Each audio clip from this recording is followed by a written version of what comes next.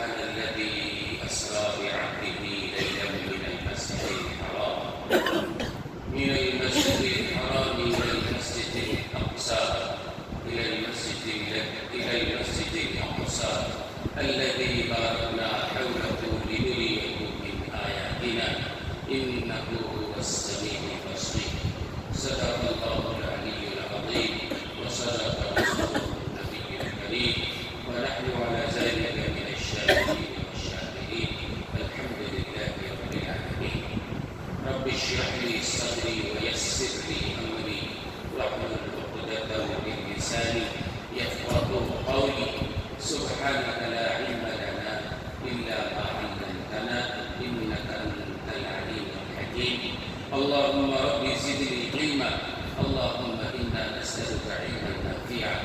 اللهم جنبنا الفواحش والمعاصي والخطايا والزلل ما ظهر منها وما بطن.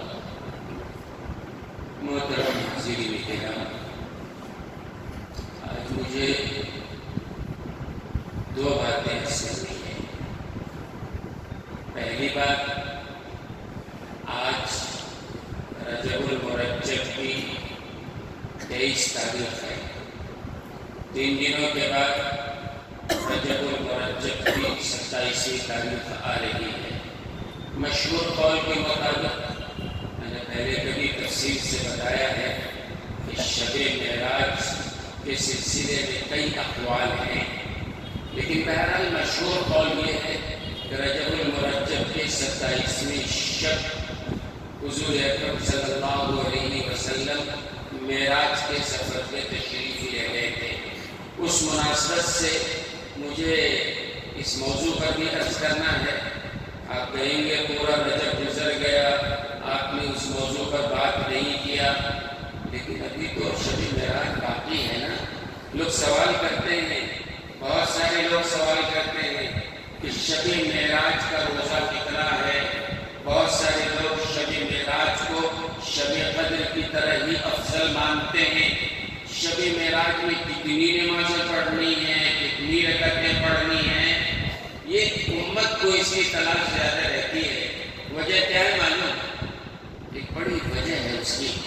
رجب کے سلسلے میں ہمارے درمیان 3 طبقے ہو گئے ہیں. ایک طبقہ تو وہ ہے جو کہتا ہے سرے سے رجب شعبان یہ کوئی چیز نہیں ہے، عربوں میں چلے جائیں، رجب کوئی چیز نہیں ہے ان کے یہاں. ہاں، معراج النبی کا واقعہ اپنی جگہ مسلم ہے. حضور اکرم صلی اللہ علیہ وسلم کا بڑا عظیم معجزہ ہے، اس سے کوئی انکار نہیں کر سکتا ہے. اللہ نے قرآن کریم میں بیان کیا ہے، احادیث میں اس سلسلے میں تفصیلات موجود ہیں. لیکن یہ کہ شب معراج بھی شب قدر کی طرح فضیلت والی رات ہے، شب برات کی طرح جاگنے والی رات ہے.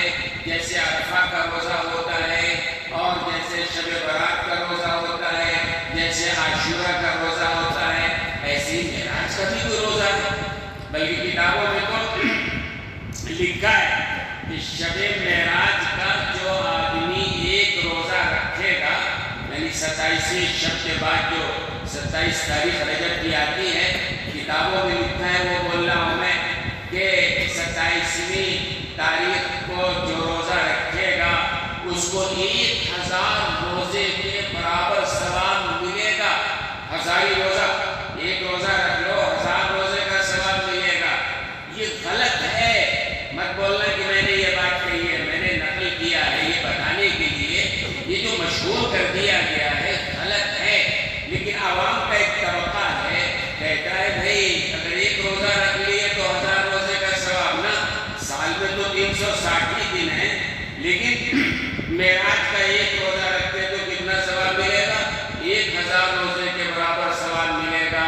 اب بہت سارے لوگ ہیں سوچتے ہیں رمضان کا روزہ رکھو کہ مت رکھو، نماز پڑھو کہ مت پڑھو، لیکن کب معراج کا روزہ رکھ لو بھائی 1000 روزے کا ثواب ملے گا.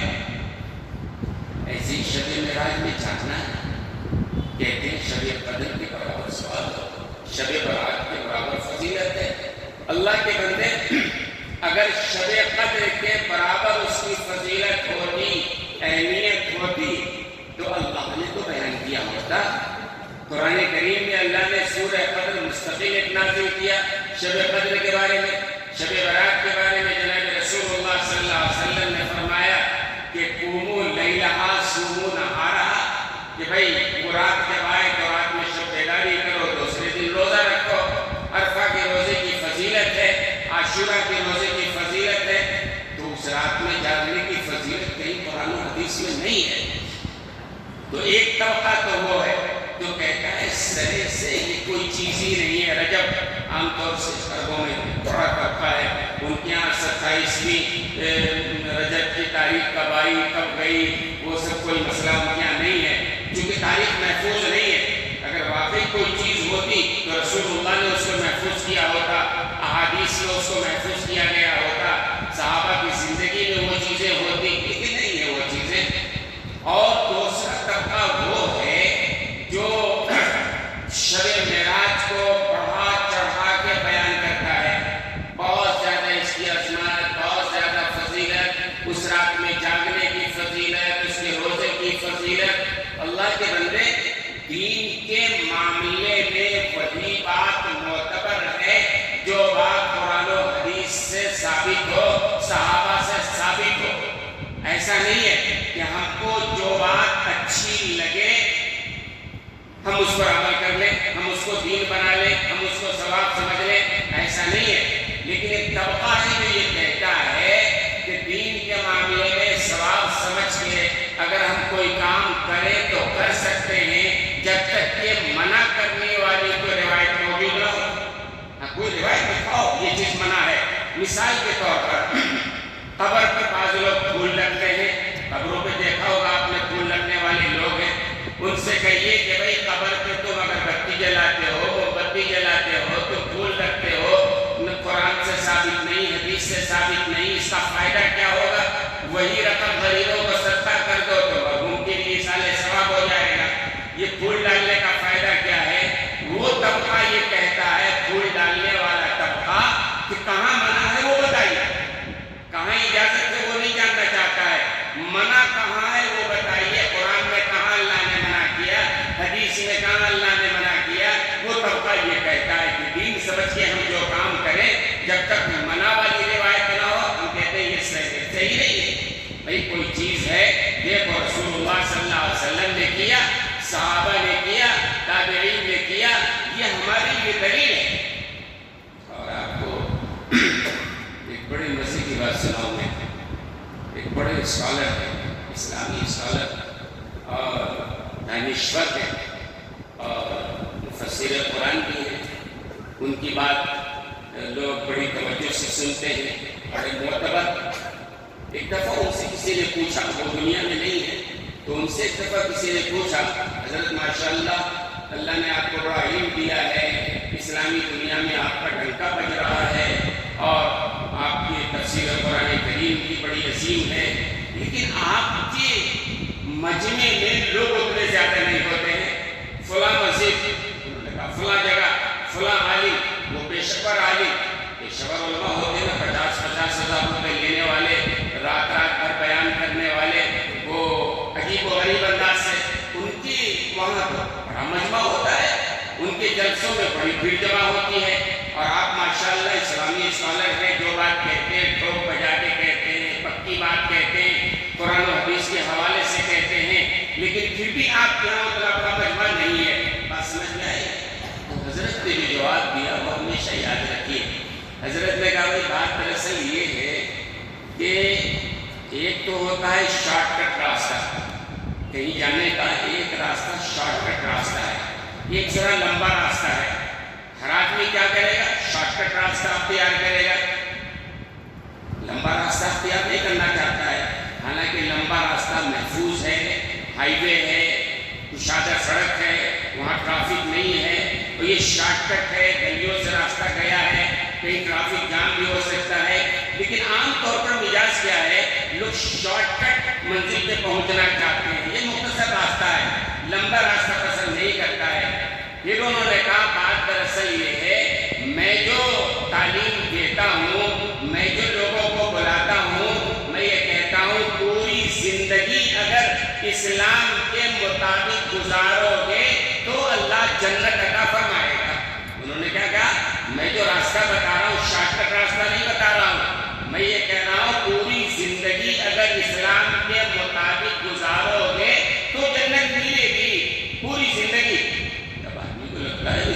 سال 80 سال زندگی ہے، پوری زندگی اسلام پر چلو، روزانہ نماز پڑھو، ہر سال روزہ رکھو، یہ کیا آخر ہے؟ تو یہ مستقل قرآن حدیث کا تو یہی معاملہ ہے کہ بھائی آپ جو ہے وہ جو اسلام نے راستہ بتایا ہے اس راستے کے مطابق چلیے، پوری زندگی آپ کو اسلام پر چلنا ہے، جنت چاہیے۔ ایک طبقہ ہے وہ کہتا ہے کہ شارٹ کٹ، جنت حاصل کرنے کا شارٹ کٹ راستہ ہے، یہ روزہ رکھ لو جنت میں چلے جاؤ گے، یہ معراج کا روزہ مثلاً رکھ لو 1000 روزوں کے برابر ثواب مل جائے گا، فلاں معاملے پر یہ کام کر لو جنت تم کو مل جائے گی، فلاں کام کر لو ساری زندگی گناہ معاف ہو جائیں گے۔ فضائل کے اتنے ابواب اس کے سامنے پیش کرتے ہیں کہ اس طبقے کو، نوجوانوں کو، ان کے سننے والوں کو لگتا ہے بھئی جنت حاصل کرنے کا تو شارٹ کٹ راستہ ہے نہیں، کیوں خواہ لمبا راستہ، پوری زندگی نماز پڑھو، پوری زندگی روزہ رکھو، پوری زندگی حلال و حرام کے چکر میں رہو، یہ حضرت کو بڑا شارٹ کٹ راستہ بتا رہے ہیں، بھئی یہ روزہ رکھ لو، فلاں رات میں جاگ لو، فلاں جگہ یہ کام کر لو، بس معاملہ ختم۔ وجہ یہ ہے کہ ہمارے پاس جو مجمع نہیں آتا ہے، وجہ یہ ہے کہ وہ ہم جو سیدھا راستہ جو قرآن و حدیث کا یہ کرنا پڑے گا، اور وہ صاحب جو بتاتے وہ شارٹ کٹ راستہ۔ شب معراج کے معاملے میں بھی ایک کتاب کا نام آپ نے سنا ہوگا، بہت مشہور کتاب ہے غنیۃ الطالبین، یہ منسوب ہے حضرت شیخ عبد القادر جیلانی رحمۃ اللہ علیہ کی طرف۔ غنیۃ الطالبین یہ عربی زبان میں کتاب ہے اور منسوب ہے کس کی طرف؟ شیخ عبد القادر جیلانی رحمۃ اللہ علیہ کی طرف۔ منسوب اس لیے کہہ رہا ہوں، یقینی طور پر کہنا، وہ یقینی طور پر کچھ نہیں، عربی زبان میں کتاب ہے، اور ایک محقق نے کہا کہ غنیۃ الطالبین کا اردو میں بھی ترجمہ ہے، ہم نے بھی پڑھا ہے، ہمارے پاس بھی ہے اردو ترجمہ، لیکن اصل عربی کتاب جو ہے وہ ہمارے پاس نہیں ہے۔ ان محقق نے کہا کہ غنیۃ الطالبین اردو میں جو ہے اس میں ایسی ایسی بات لکھی گئی ہے، یقین نہیں ہوتا ہے کہ شیخ عبد القادر جیلانی جیسا عالم یہ بات لکھے گا۔ توحید پرست ہے، یہ تو آپ جانتے ہیں، جتنے بھی علماء آئے ہیں، جتنے بھی انبیاء آئے ہیں، تمام کے تمام انبیاء نے وحدانیت کی دعوت کی ہے، کسی نبی نے شرک کی دعوت نہیں دی ہے، کسی نبی نے بدعت کی تعلیم نہیں کی ہے، کسی نبی نے شارٹ کٹ والا راستہ نہیں بتایا ہے، ہر نبی نے وحدانیت کی تعلیم دی ہے۔ شیخ عبد القادر جیلانی رحمۃ اللہ علیہ تو بڑے ولی ہیں، ولیوں کے ولی ہیں، بڑا مقام ہے، اور بڑے عالم بھی ہیں، بڑے عالم بھی ہیں۔ وہ ایسی بات لکھیں گے، کہتے ہیں مجھے تحقیق ہوئی اور میں نے جا کے بغداد میں وہ جو 80 کتاب ہے عربی زبان میں غنیۃ الطالبین وہ اٹھایا، اور یہاں انڈیا میں جو غنیۃ الطالبین کا ترجمہ کسی نے کیا وہ اٹھایا، ہم نے دیکھا کہنے لگے کم سے کم 100 صفحے ایسے ہیں جو ترجمہ کرنے والے نے اپنی طرف سے بڑھا دیا۔ شیخ عبد القادر جیلانی رحمۃ اللہ علیہ نے نہیں لکھا وہ، لیکن بعد میں ترجمہ کرنے والوں نے اپنی طرف سے وہ باتیں بڑھا دی، منسوب ہو گئی کہ شیخ عبد القادر جیلانی رحمۃ اللہ علیہ نے کہا۔ تو یہ بات میں نے کہا کہ یہ 27ویں رجب کا روزہ 1000 روزوں کے برابر ہے، غلط ہے، جھوٹ ہے، حدیث سے اس کا کوئی ثبوت نہیں ہے اور قرآن سے کوئی ثبوت نہیں ہے۔ ٹھیک ہے، کوئی کہے کہ ہم روزہ رکھیں گے، آپ آج بھی رکھ لو، کل بھی رکھ لو، اس دن بھی رکھ لو، لیکن خاص 27ویں تاریخ کا روزہ زیادہ فضیلت والا سمجھ کے، زیادہ ثواب کا سمجھ کے اگر یہ کام کر رہے ہو تو شریعت میں زیادتی اسی کا نام ہے۔ حضرت عمر بن خطاب رضی اللہ تعالیٰ عنہ اپنے زمانے میں انہوں نے سنا کہ بعض لوگوں نے 27ویں رجب کا روزہ رکھا ہے اہتمام کے ساتھ۔ حضرت عمر بن خطاب کو لے کے نکل گئے، جن کے بارے میں معلوم تھا روزہ رکھا ہے، ان کے گھر گئے، کہا چلو میرے سامنے کھاؤ، میرے سامنے پیو، بتایا کہ آج کا روزہ کوئی اہمیت کا روزہ نہیں ہے، عام دنوں کی طرح ہے، ٹھیک ہے۔ ایسی شب معراج میں جاگنا یہ شریعت کا حکم نہیں ہے، جیسے شب قدر کے بارے میں احکام ہے، کوئی جاگ رہا ہے الحمدللہ، آج کی رات بھی جاگو تو ثواب ملے گا، کوئی تہجد پڑھے تو ثواب ملے گا، اس رات میں بھی ہے۔ جو ایک طبقہ ہے جو شارٹ کٹ راستہ ڈھونڈتا ہے، اور شارٹ کٹ راستہ سب کو اچھا لگتا ہے، آسان ہے نا، چند عمل کر لیے جائیں جنت حاصل ہو جائے، اور ہم جیسے لوگ تو بتائیں گے وہی جو قرآن و حدیث کا راستہ ہے۔ بھائی اسلام پوری زندگی کا مسئلہ ہے، پوری کوئی زندگی اپنانا پڑے گا، اختیار کرنا پڑے گا۔ تو بہرحال ایک طبقہ وہ ہے، تیسرا طبقہ وہ ہے، ایک طبقہ کہتا ہے سرے سے کوئی چیز ہی نہیں ہے، دوسرا طبقہ وہ ہے جس نے بہت ساری چیزیں اس میں جوڑ لیا ہے۔ یہ کنڈے کی رسم، یہ رجب میں تو کرتے ہیں نا کنڈے کی رسم، یاد رکھیے یہ کنڈے کی رسم یہ کوئی قرآن حدیث صحابہ تابعین تبع تابعین سے نہیں ہے، یہ بعد کے لوگوں نے شروع کر لیا ہے۔ 22 رجب کو کنڈے کی رسم منائی جاتی ہے۔ اچھا ایک بات اور آپ یاد رکھیے، ہمارا دین تو مکہ مدینے سے ہی آیا ہے نا، دین اسلام جو ہے بہرحال احکامات وہی نازل ہوئے ہیں اور اس کے بعد سے اسی لیے اردو میں ترجمہ ہوا ہے، اس کا اصل بھی ہے۔ مثال کے طور پر ہم کہتے ہیں نماز پڑھو تو عربی زبان میں لفظ موجود ہے صلاۃ، ہم کہتے ہیں روزہ رکھو تو عربی زبان میں لفظ موجود ہے صوم، قرآن کریم میں صوم استعمال ہوا، حدیث میں استعمال ہوا۔ صلاۃ کا لفظ اردو میں ترجمہ نماز ہے، عربی زبان میں صلاۃ ہے، قرآن حدیث میں ہے۔ ایسے صدقہ ہے، ہم خیرات اردو زبان میں کہتے ہیں، صدقہ عربی زبان کا لفظ ہے۔ یہ کنڈا جو ہے کنڈے کے عربی میں کوئی لفظ ہی نہیں ہے، معلوم ہوا یہ وہاں سے نہیں چلا ہے، یہ قرآن سے نہیں چلا ہے، یہ حدیث سے نہیں چلا ہے، رسول اللہ صحابہ سے نہیں چلا ہے۔ بات سمجھ میں آ رہی ہے نا؟ دو اور دو کی طرح صاف ہے، یہ رسومات ہم نے بنائے ہیں۔ اور بعض علماء نے وجہ لکھی ہے کہ 22 رجب المرجب کو جو لوگ کنڈے کی رسم کرتے ہیں، قسم ہے جو لوگ رسم کرتے ہیں وہ کہتے ہیں کہ حضرت جعفر صادق پیدا ہوئے تھے۔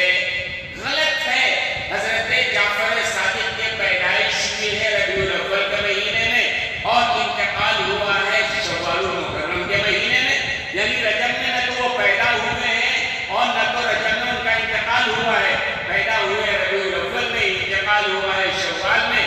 22 رجب کو کیا ہوا ہے؟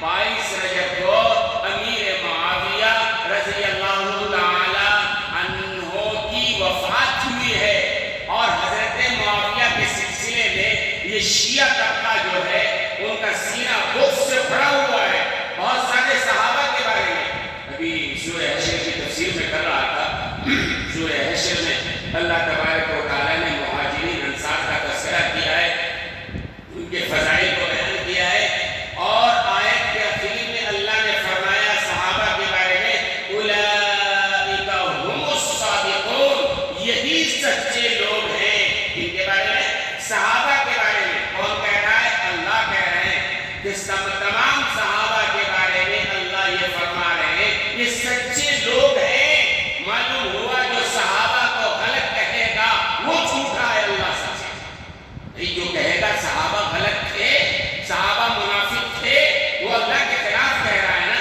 اللہ جو کہہ رہے سچے لوگ ہیں، تو اصل میں ان حضرات کے دلوں میں حضرت امیر معاویہ کے لیے بغض ہے، عناد ہے، اور 22 رجب کو ان کا انتقال ہوا، انہوں نے وہاں خوشی میں جو ہے انتقال کی خوشی میں جو ہے یہ منانا شروع کیا۔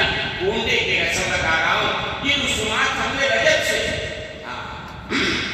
سنت والجماعت کا یہ عقیدہ ہے، نہ افراط نہ تفریط، نہ ایسا کہ بالکل کچھ نہیں ہے، نہ ایسا کہ سب کچھ یہی ہے، بلکہ درمیان قرآن و حدیث سے جو بات ثابت ہے۔ بھئی ایک بات تو یہ ہے کہ معراج بہرحال عظیم واقعہ ہے، حضور اکرم صلی اللہ علیہ وسلم کا عظیم معجزہ ہے، اس میں بہت ساری حکمتیں ہیں۔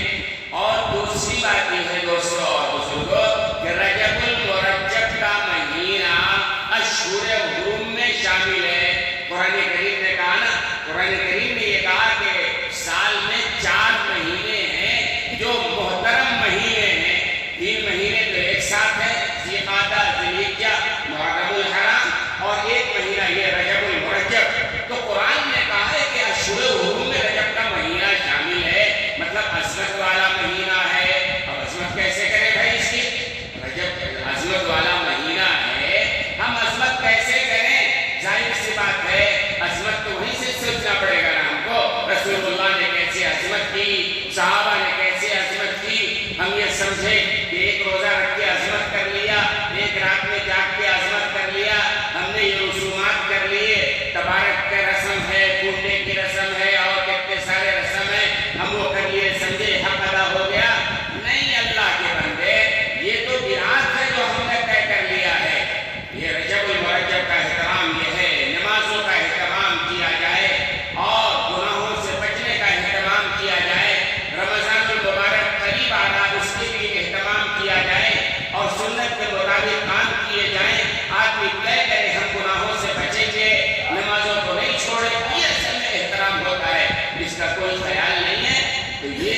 معتدل طریقہ ہے۔ رجب المرجب کا مہینہ جو ہے ہمارے سامنے ہے، اور اس میں ایک بات مجھے جو عرض کرنی تھی کہ یہ 27 تاریخ کو جو شب معراج ہے اس سلسلے میں معراج کے بارے میں عرض کرنا تھا، بات تو شروع بھی نہیں ہوئی ہے کہ معراج کا واقعہ جو ہے نا بڑا عظیم واقعہ ہے، اور اللہ تبارک و تعالیٰ نے جہاں سرکار دو عالم صلی اللہ علیہ وسلم کے معراج کا واقعہ ذکر فرمایا ہے، وہاں اللہ نے نبی کے معراج کو بیان کرنے سے پہلے اللہ نے اپنی عظمت، اپنے شان، اپنے الوہیت کو بیان کیا ہے۔ سبحان اللہ کی پاکی ہے نا، سبحان الذی اسریٰ، جو معراج کے سفر پہ لے گیا کون؟ سبحان۔ تو اللہ نے معراج کو بیان کرنے سے پہلے اپنی عظمت کو بیان کیا ہے، اپنی شان کو بیان کیا۔ کیوں؟ علماء نے وجہ بتایا، دو وجہ سے۔ ایک وجہ تو یہ ہے کہ اللہ یہ چاہتے ہیں کہ جہاں میرا ذکر ہو وہاں میرے محبوب کا ذکر ہو، جہاں میرے محبوب کا ذکر ہو وہاں میرا ذکر ہو، جہاں میرا ذکر ہو وہاں تیرا ذکر ہو، جہاں تیرا ذکر ہو وہاں میرا ذکر ہو۔ اس لیے اللہ نے نبی کے ذکر سے پہلے اپنا ذکر فرمایا۔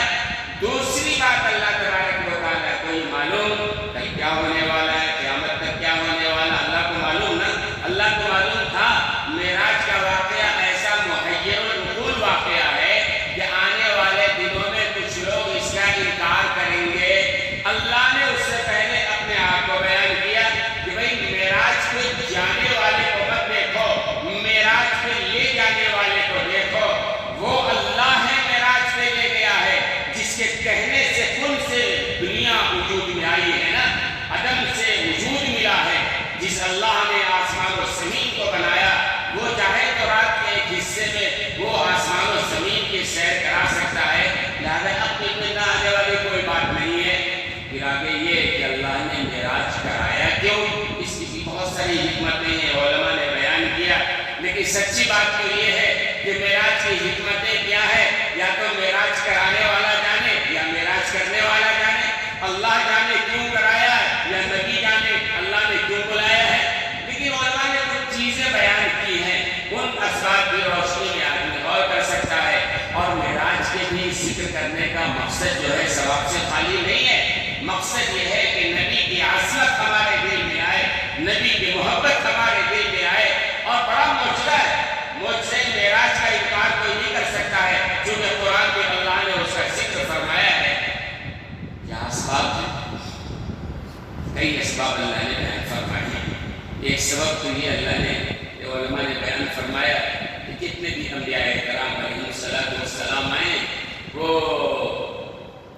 حضرت آدم علیہ السلام سے لے کر حضرت عیسیٰ علیہ السلام تک جتنے بھی انبیاء کرام آئے ہیں، تمام انبیاء کرام علیہ السلام نے اللہ کی وحدانیت کا اعلان کیا ہے، لیکن تمام نبیوں نے اللہ کے کہنے سے، اللہ کے بیان کرنے پر اللہ کی وحدانیت کا بیان کیا ہے۔ کسی نبی نے براہ راست اللہ کو دیکھا نہیں، حضرت آدم علیہ السلام نے اللہ کو دیکھا نہیں، حضرت عیسیٰ، حضرت موسیٰ، حضرت اسماعیل، حضرت ابراہیم، جتنے بھی انبیاء آئے اللہ کے کہنے سے وحدانیت کا اعلان فرمایا، کسی نے اللہ کو دیکھا نہیں۔ اور جب باری آئی امام الانبیاء جناب محمد رسول اللہ صلی اللہ علیہ وسلم کی، اللہ نے کہا میرے محبوب اور انبیاء نے بغیر دیکھے میری وحدانیت کا اعلان کیا، آپ بھی اگر بغیر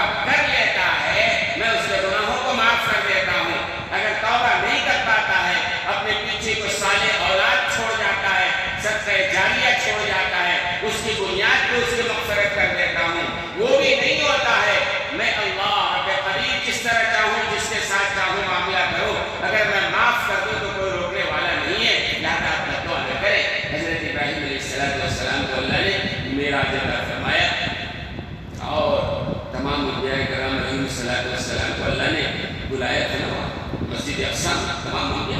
حضرت آدم علیہ السلام سے لے کے حضرت عیسیٰ علیہ السلام وَإِذْ أَخَذَ اللَّهُ مِيثَاقَ النَّبِيِّينَ اللہ نے میثاق لیا تھا, تمام نبیوں کو بلایا تھا مسجد اقصی میں, تمام انبیاء موجود تھے وہاں. کیوں؟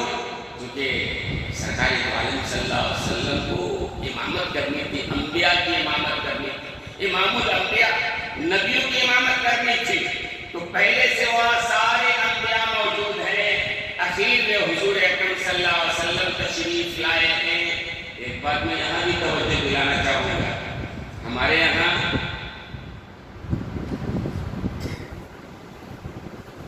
بہت ساری مسجدوں میں یہ مسئلہ رہتا ہے.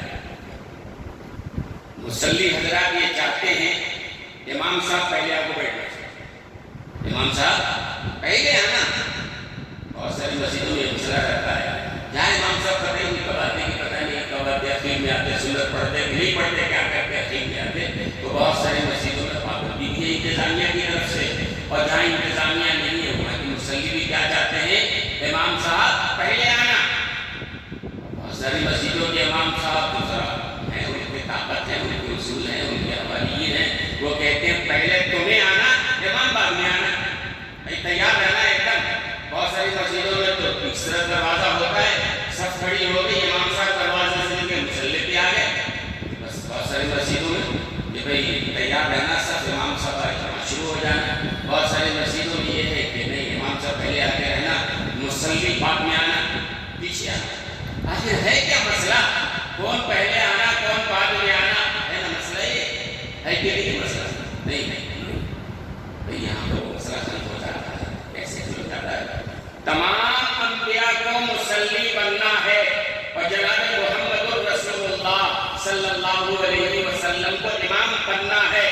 پہلے امام آیا کہ پہلے مصلی آئے ہیں؟ ظاہر ہے پہلے سارے انبیاء مصلی آ گئے ہیں, بعد میں امام الانبیاء نماز پڑھانے کی یہ دلیل ہے. مسئلہ حل ہو گیا.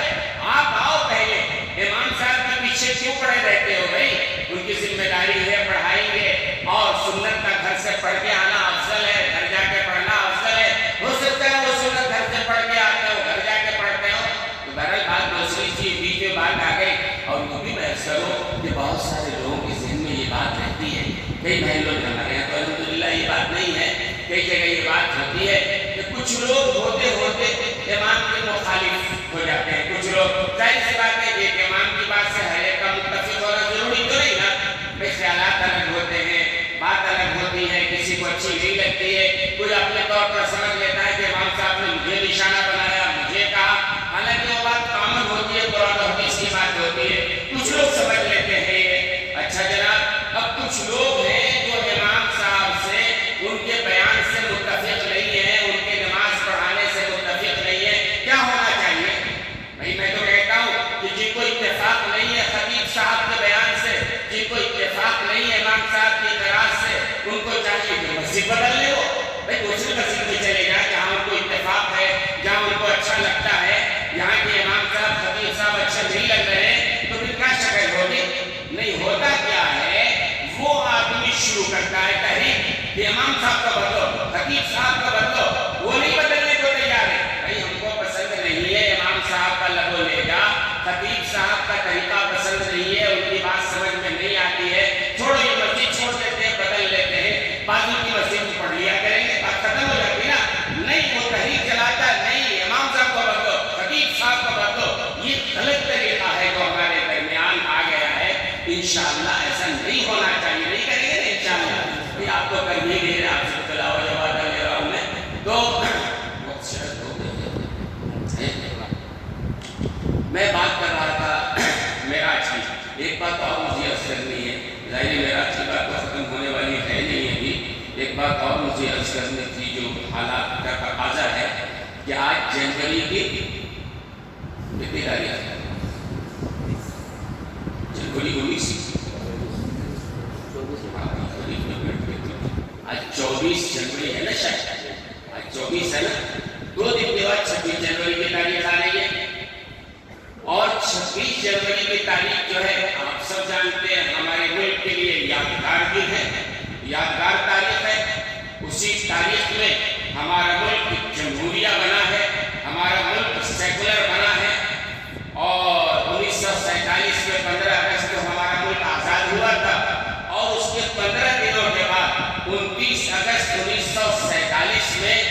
دستور ساز اسمبلی بنائی گئی.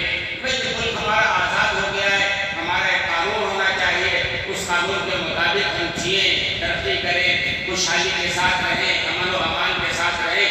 تو وہ جو اسمبلی بنائی گئی تھی دستور ساز اسمبلی, اس کے صدر تو امبیڈکر تھے, جانتے ہیں. اور اس کمیٹی میں تقریباً 35-30/5 دستور ساز اسمبلی میں جو مسلمان علماء تھے, 35 علماء تھے اس کے اندر, مطلب مسلمان علماء بھی شامل تھے. لیکن جس طرح بدقسمتی سے ہمارے ملک کے آزادی کے مجاہدینوں کو ہم نے بھلا دیا ہے, اس ملک کے دستور بنانے والے علماء اور مجاہدین کو ہم نے بھلا دیا ہے. مولانا ابوالکلام آزاد اس کے اندر تھے, مولانا حسرت موہانی اس کے اندر تھے, مولانا حفظ الرحمان سوہاروی تھے, اسماعیل صاحب تھے, عبدالحمید صاحب تھے, عبدالجلیل صاحب تھے, فاروق شیخ صاحب تھے. 35 نام ہیں, ہمیں نہیں معلوم ہے. اور ظاہر سی بات تو کہا جاتا ہے جو قوم اپنے بزرگوں کی تاریخ بھلا دیتی ہے, تاریخ اسے بھی بھلا دیتی ہے. غیر تو چاہتے ہیں کہ ہماری تاریخ بھلا دی جائے, اور ہمارے لوگوں نے جو قربانی دی ہے, یہ انگریز کہتا ہے, انگریز مورخین کہتے ہیں کہ اس ملک کے آزادی کے لیے کسی نے واقعی جدوجہد کیا ہے. خاص طور سے 1857 کی جو جنگ آزادی لڑی گئی تھی, وہ انگریز مورخ کہتا ہے کسی غیر نے نہیں لڑی تھی, خالص مسلمانوں نے اور مسلم علماء نے 1857 کی جنگ آزادی. اور 1803 کی تاریخ وہاں سے شروع کرو. 1803 میں حضرت شاہ عبدالعزیز صاحب رحمۃ اللہ علیہ جو پہلے شخص ہیں جنہوں نے دیکھا انگریز آہستہ آہستہ ہمارے اوپر غالب ہوتا جا رہا ہے اور اس ملک کو غلام بناتا چلا جا رہا ہے, یہاں کے لوگوں کو غلام بناتا جا رہا ہے. کسی یہاں کے رہنے والے نے ہمت نہیں تھی ایسٹ انڈیا کمپنی کے خلاف بولنے کی, انگریزوں کے خلاف آواز اٹھانے کی ہمت نہیں تھی. ایسے موقع پر شاہ عبدالعزیز صاحب رحمۃ اللہ علیہ نے سب سے پہلے فتویٰ جاری کیا. یہ لازم ہو گیا ہمارے لیے کہ انگریز کے خلاف ہم جدوجہد کریں. اور اس فیصلے کے بعد ظاہر ہے مسلمانوں کی طرف سے تحریک چلی تھی, فتویٰ جاری کیا گیا تھا, تو انگریزوں کے نشانے پہ مسلمان تھے اور مسلم علماء تھے. ہزاروں ہزار علماء کو اس نے بلا قصور بغیر مقدمے کے تحت اعتراض پہ چڑھا دیا, اور بے شمار مسلمانوں کو قتل عام ہوا ہے. یہ ملک یوں آزاد نہیں ہوا ہے, ہماری آزادیوں سے ہوا ہے, ہماری قربانیوں سے یہ ہوا ہے. لیکن ہمارے آباء و اجداد نے جو قربانی دی ہم کو پتہ نہیں. ایسے یہ ملک جمہوری بنا ہے, 26 جنوری کو ہمارے ملک کا دستور بنا ہے, اور اس کے اندر جو جدوجہد ہوئی ہے, جو علماء تھے, جو مسلم دستور ساز اسمبلی کے تھے, انہوں نے جدوجہد کیا. مولانا حسرت موہانی نے پارلیمنٹ میں 3 سال کے بعد جب وہ اسمبلی نے دستور تیار کر لیا, پارلیمنٹ میں پیش کیا گیا اور پارلیمنٹ نے اس کو منظور کر لیا. کچھ بحث کے دوران کچھ لوگوں نے آواز اٹھایا کہ مسلم پرسنل لا کو کیوں اختیار کیا گیا ہے. یہ پرسنل لا جو مسلمانوں کے ہیں, مولانا حسرت موہانی نے کھڑے ہو کے اعلان کہا تھا یہ مسلمانوں کے جو پرسنل لا ہیں یہ ہمارے خیالات نہیں ہیں, کسی عالم کا خیال نہیں ہے, براہ راست اللہ کی طرف سے نازل کردہ قانون. بھائی ہمارے یہاں جو شادی بیاہ کے جو مسائل ہیں, وراثت کے وصیت کے جو مسائل ہیں, اور پرسنل لا کی جو باتیں ذکر کی گئی ہیں, وہ اللہ نے اصل میں قرآن میں ذکر کیا ہے, احادیث میں وہاں سے لیا گیا. انہوں نے کہا تھا مولانا حسرت موہانی رحمۃ اللہ علیہ کہ اگر کوئی مسلمانوں کے ساتھ اس معاملے میں چھیڑخانی کرتا ہے, بہت بڑے خطرناک انجام سے گزرنا پڑے گا. آج ہمارے اس ملک کے صوبے نے یکساں سول کوڈ نافذ کر دیا ہے, ابھی شاید کل سے نافذ ہونے والا ہوگا. انجام دیکھیے آگے کیا ہوتا ہے. مسلمان سب کچھ برداشت کر لے گا, لیکن شریعت کے خلاف برداشت نہیں کرے گا. شریعت کے آنچ کو آ جائے برداشت نہیں کرے گا. بہرحال حالات ایسے آ رہے ہیں کہ ہم کو سنبھلنا پڑے گا, ہم کو سمجھنا پڑے گا, ہم کو دین سے وابستہ ہونا پڑے گا, اور خرافات و بدعات کو چھوڑنا پڑے گا. آپس کے اختلاف انتشار کو بھلانا پڑے گا. آپس میں متحد اور متفق ہو کر ہمیں جینا پڑے گا. اللہ تعالیٰ